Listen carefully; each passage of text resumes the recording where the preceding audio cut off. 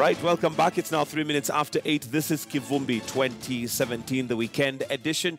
And we're just looking at, well, the country and the way forward, given that the IEBC now did declare that Uhuru Kenyatta is president-elect in 2017 and William Ruto as the deputy president-elect. And of course, we're looking at what that means and basically where that leaves us as a country. And to reintroduce the guests that we have, we are now joined by Peter Amunga, who's a political strategist. And we also have Peter Wanyama, who is a lawyer, but also a political analyst, as we look at the intrigues. Gentlemen, thank you for joining us this morning.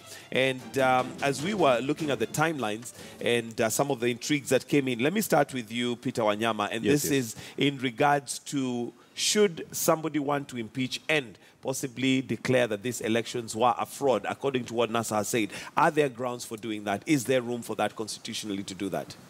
Yeah, from a constitutional, legal and factual perspective, there are certain issues that such a person must really meet in terms of the threshold.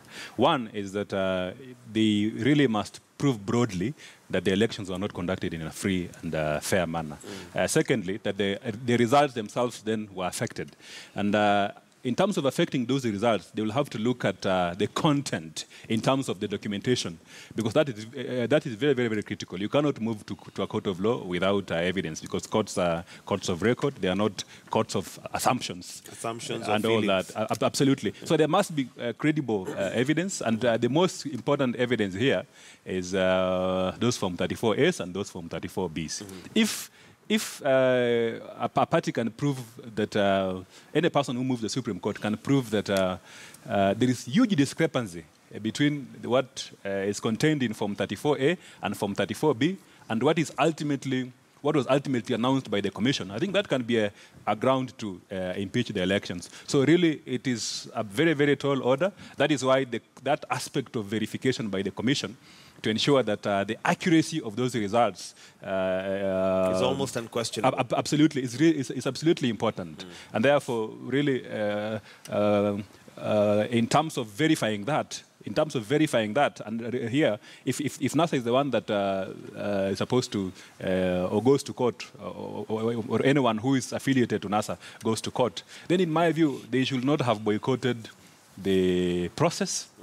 They should have stayed until the end to ensure that they get all the documentary evidence that is required for purpose of mounting an election petition. Secondly, and this is a very, very important aspect, is that NASA alleges that based on what they've been saying, that there is actually the commission of an electoral offense, either by the commissioners of IEBC, by manipulating the results in favor of Jubilee. That's a major allegation. Secondly, they also claim that and of course, by implication, that Jubilee may have interfered with the system and hacked the servers with a view to alter the results. So these are really then technical questions. Yeah, apart from being serious allegations, they are very, very technical questions. And therefore, for purpose of proving the validity or otherwise of the elections, then NASA really, or anyone coming to court with a petition along those complaints raised by NASA, then we will have to bring technical expertise, a witness, in this case, a computer scientist or a systems auditor, an expert who really understands the system, and then they can be able to correlate facts and bring that evidence out that indeed the system was accessed and the system was tampered with. And you know, we already know from the IEBC statement that indeed the system was not hacked and the system was not interfered with. So based on that, it's a very, very tall order then for you who is coming from outside. You don't have control of the system to then make those allegations which require the actual verification of the system, as it were. So that's a very, very important threshold. Based on what has transpired so far, I don't think any of the parties can really meet that constitutional threshold. So it looks unlikely from what we have so far, unless they have evidence that maybe we're not privy to have the decision that has been made by IEBC overturned right now. Yeah. Actually, I think that's why yesterday you saw Orengo say we want access to the servers of the IEBC, which obviously is another, as he puts it, a tall order, because it means it's like somebody put it lightly on social media that you get to M-Pesa balance is wrong, and then you tell maybe Safaricom, I want to access your servers and databases, and so that I can find out what went wrong with my records. So generally, even for them to do that, maybe they need a court order again. He needs to go to court, get a court order telling him, now go access the servers of IEBC. Then once he gets those court orders, now is when he gets to get maybe the evidence he needs, now that he can come back again to the Supreme Court. And you see the timelines are also not restrictive. Yes, they are very restrictive.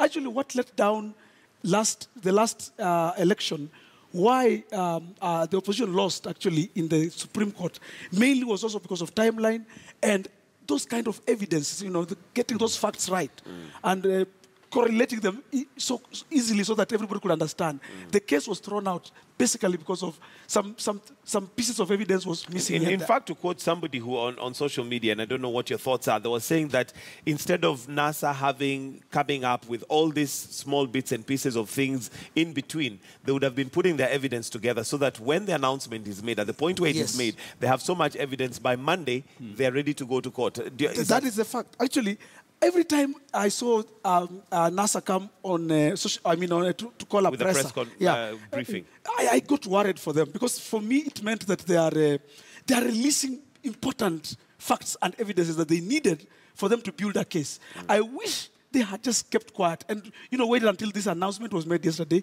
They said, guys, we have evidence. We know this is what has happened. This is what you did, you guys, and we're going to court. Actually, the only way out of such a situation for NASA is going to court, to the Supreme Court. I don't think there's any other strategy. What do you read out of Orengo's statement that High Court is not an option? Just before I answer that, let me just mention something that he really has emphasized. You win a presidential election because of strategy, and you also win the disputes arising out of that election because of strategy. Because of the same strategy. Yeah, it's absolutely important that you become strategic in presidential election litigation. Like right now, what NASA should have done, and which maybe they have not done, is to make a formal request to access the IEBC servers. The Constitution allows for that, Article 35 of the Constitution, for access to information, and of course the Freedom of Information Act. So you make a formal request, and ensure your letter is stamped, and then you wait for the Commission to respond. And in view of the strict timelines involved, then if you are unable to get that information, you don't need to go to the Supreme Court for that. You can actually go to the High Court for purpose of ensuring that you have access to the data. Of course, there is room also, if you look at the Supreme Court rules, that you can actually make an application, an interlocutory application in the Supreme Court to access the information before the hearing of the petition. And in view of the strict timelines involved, then time becomes of essence. So you really need to move with speed. So I really don't know how NASA is tackling this, but so far they have lost very, very crucial time. 7 days has begun kicking in. Tomorrow is a Sunday, Monday, and all that. So in terms of timelines, it's absolutely important that they move with speed, if at all they have any evidence that they need to impeach. But to just answer that question of Orengo, the comments by Orengo then really is a significant drawback insofar as their legal strategy is concerned. How can you say that I'm not going to the Supreme Court to file unless what you're saying is that we're dissatisfied, but we have no intention of pursuing this. If you have constitutional, if you have evidence that meets the constitutional, legal and factual threshold, the least you can do is to complain to the court, and the court will then hear your petition and then render a decision that is just and fair to all the parties. And the way he came out and he said, it's not an option. We've been there before. You don't say that I've been there before, so I won't go there again. All those statements that NASA was making throughout this time of tallying period, they came out as careless, as pedestrian. Anybody listening to them kept on wondering, now, guys, what is the problem? Is it the fatigue of the campaign? Is it the worry that you may lose? In such a situation, I like the way my brothers put it, that you win through strategy. You need to have other guys behind you, very sober. As you guys fight in front here and make all those statements, other guys behind you are studying everything and making all the plans and putting the things on order. But I have a feeling that there must be a civil group or a civil society somewhere. By Monday, Tuesday, I can almost assure you, at least there must be a group or a civil society that may want to go to court. Because obviously, as all these things go on, somebody somewhere may be preparing that. But I also wanted to say something about the legal team, say, in NASA. I find, you see, like even when you read the statement that they read out the other day, the second presser they had, you go through the statement and all the words they were using, and even to the fact that they gave statements and gave statistics of the voters in Siaya, even the ones in Nyamira appear to be more than voters in Nairobi, you know, from their breakdown. Vote tallying, yes. Yes. Which are glaring mistakes. Those are terrible mistakes. You don't make such mistakes in such a situation. That's why, personally, I was so worried for them. Every time they went on and they talked, I got worried. And last night's statement by Orengo was, to me, very careless, very, very careless. You don't mention the word even court. And him being a senior counsel and being a very serious member of legal matters in this country, we don't expect such from him in such a moment. Okay, or maybe it could be a note to say that they have given up now in terms of we are not satisfied with the results, but we don't intend to pursue this further. Could that be another way of looking at it? But also could mean that we don't have evidence. You know, we don't have anything tangible to take to the court.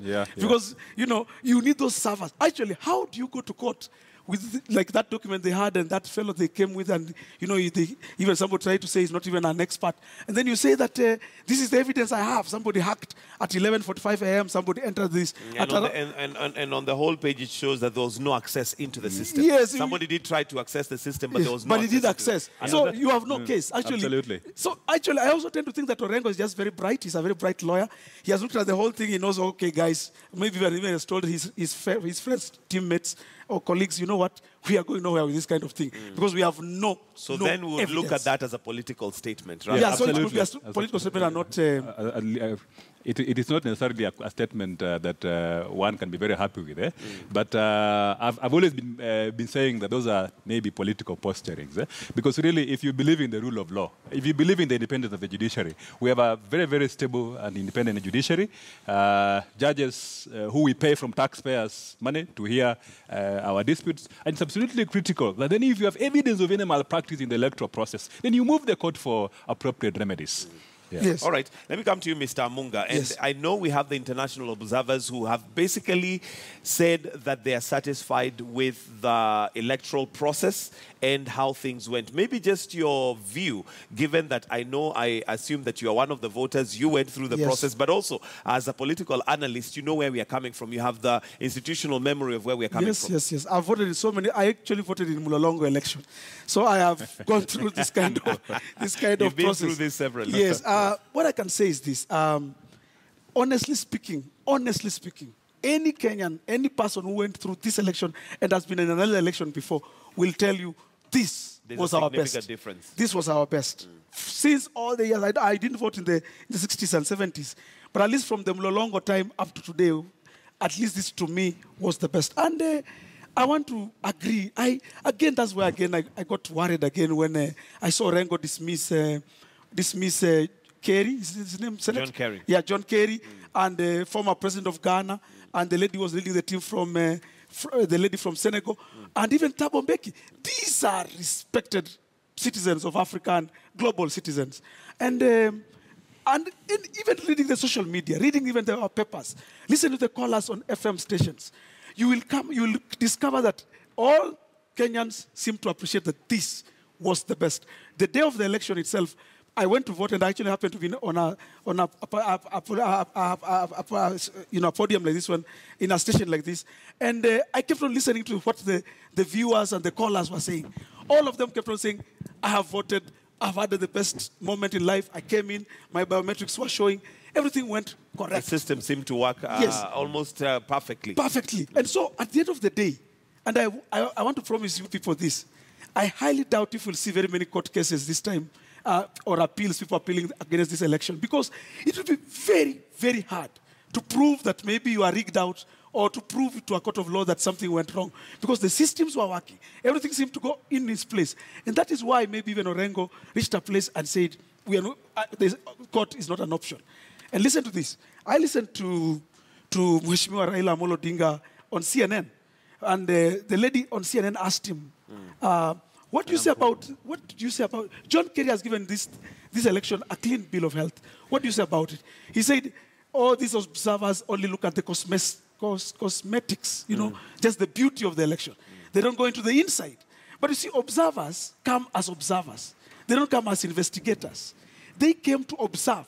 And what are the things to observe? They cannot observe what's happening in the system. They can only observe. But Mr. Wanyama, let me pause you there, because the bone of contention may not be the process. The process went well according to NASA, and by process we mean from the queuing to the biometrics to actually casting your vote, although there's also the question of how many spoiled votes we have, but we'll come to that. The process was good, but the issue that NASA might be raising is after the process. No, it was nothing like after the process. All this, even tallying, is part of the process. What we are seeing on this television is part of the process. Even those discussions we are having and the analysis we are doing here is part of the process. So you cannot say that the process is only the voting. In fact, tallying is even more important in an election process. So all these things were going on well. And the observers were also in those tallying halls. Actually, all through, I saw Thabo Mbeki seated at the Bomas. I saw Kerry at the Bomas. Okay. Let me hear from you in terms of your scorecard for IEBC. Yeah, I think in terms of the complaints raised by NASA, principally the complaints have been on the integrity of the transmission process. And if indeed that the transmission process didn't meet the constitutional threshold or was interfered with for whatever reason, then the easiest way to confirm that is by looking at the Form 34A and the Form 34B. That's a very, very, very important process, the actual verification. So I think what we need to ask ourselves is whether, and indeed this is a very, very important question of our time, based on the Form 34As and 34Bs at IEBC, are there any discrepancies between those forms and the results which were transmitted electronically? If the answer is no, then really that should be the end of the matter.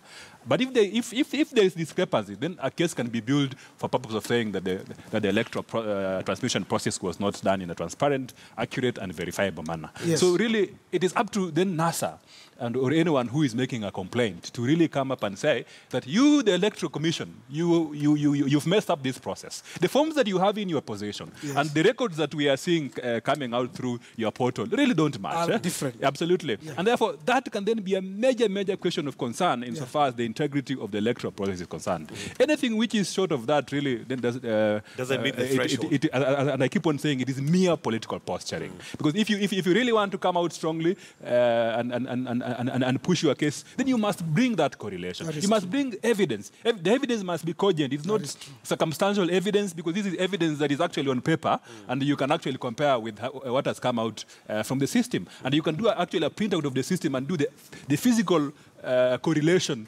And you can also access the Form 34As. And remember that the Electoral Commission was saying the other day that we have given agents of political parties access to this Form 34As. So what happened to that aspect of access? Can Jubilee and NASA come out and tell us their experiences in accessing this system? What really happened? So that we are not caught up in some endless game of political posturing, yet the evidence is really on the ground for us. All right, gentlemen, I want us to take a break, and we'll be right back. When we come back, I want us to look at what we have as a country. One of the things that the President-elect Uhuru Kenyatta said is that he reaches out to Raila.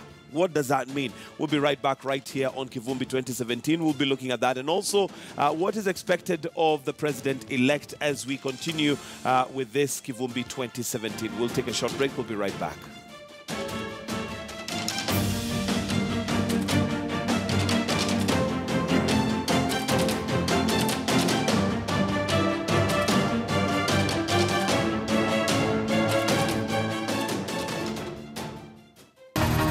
Kivumbi 2017, for all your election coverage.